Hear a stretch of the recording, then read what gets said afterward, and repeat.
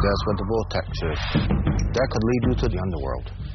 I could feel it breathing, and it was growling at me. In my head, I saw something that looked like it was half animal and half human. Get out of my house now. You have no right here. The spirit can take any form it wants, and they will try to kill you. My name is Ryan, and I'm a paranormal investigator. When I was a kid, my experiences with the supernatural terrified me, and I've been searching for answers ever since. When I got to Penn State, I realized I wasn't alone in my quest. So I founded the Paranormal Research Society, dedicated to helping those who were haunted like I was. We are students. We are seekers. And sometimes we're warriors. And each time we help someone, I feel like I'm one step closer to finding the truth. This is Paranormal State.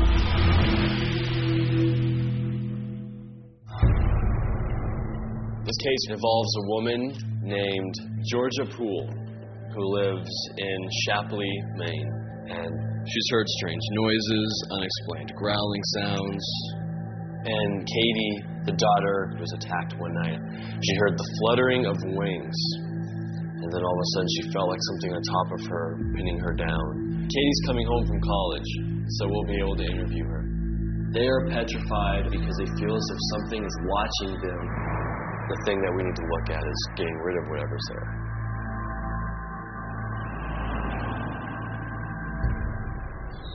Hi, Georgia. Hi, Ryan. Nice to finally meet you. Same here. This is Katie, I'm Ryan. Thank you very, very much for coming on. No problem. It really started when we first moved in. We moved in 10 years ago, and we would hear little noises through the house. There was always stuff.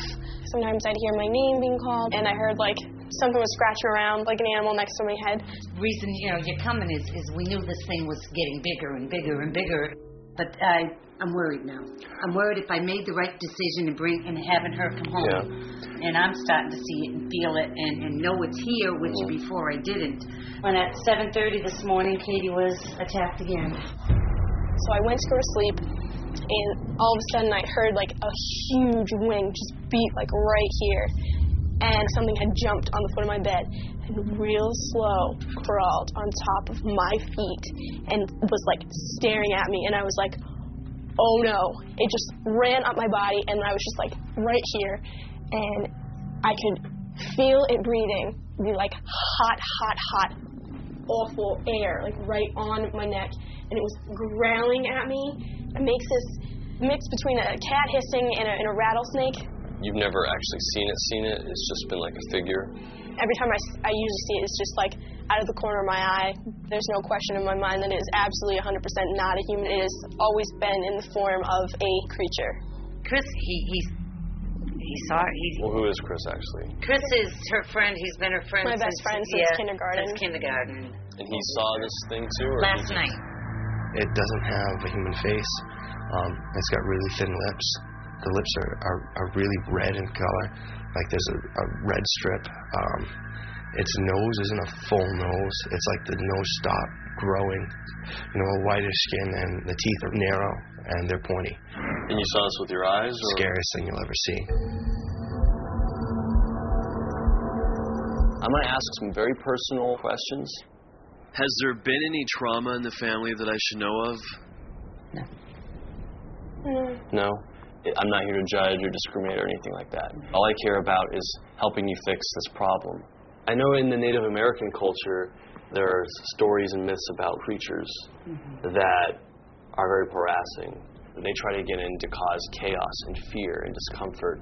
Most of the time, if something attacks or hurts you, it's not a human spirit. That's what I'm worried that we have here. You're feeling these things visiting you at nighttime. Other people are experiencing it. If you're experiencing it on your own, that's one thing. But if other people are experiencing it, that means, there's multiple witnesses. But when she experienced, that's my baby. Yeah, true. Even though she's grown, she's still my baby. And when she Absolutely. experienced it, that's when I thought I'd put her in jeopardy by asking her to come home. I'm fearful for my daughter. I still want to find out what is going on here. So we're going to research the property. Is this something land-based? Is there some history to the land? Something that ties this all in?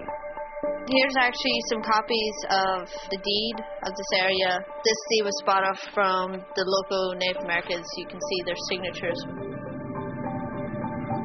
So it'd be all this land here would be what was bought off back then from the local Native Americans.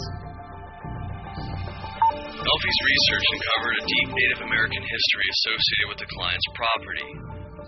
Because of these ties, I'm asking Brent Allaire, a spiritual leader of the local Penobscot tribe, to visit the client's home. Somebody did something a long time ago here. It made the spirits restless and angry. You're saying that you feel a negative here? Because the ground's unhappy. I felt the energy here. These stones? That's where it's drawing its source.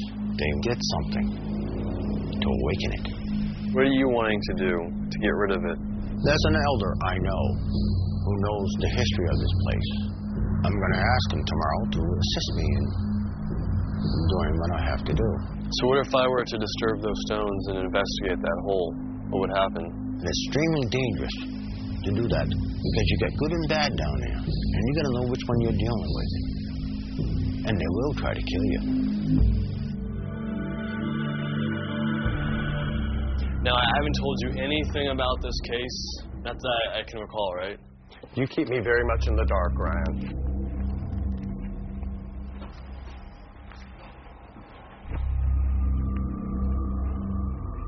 I hear rapping or knocking, like a door or a cabinet shutting.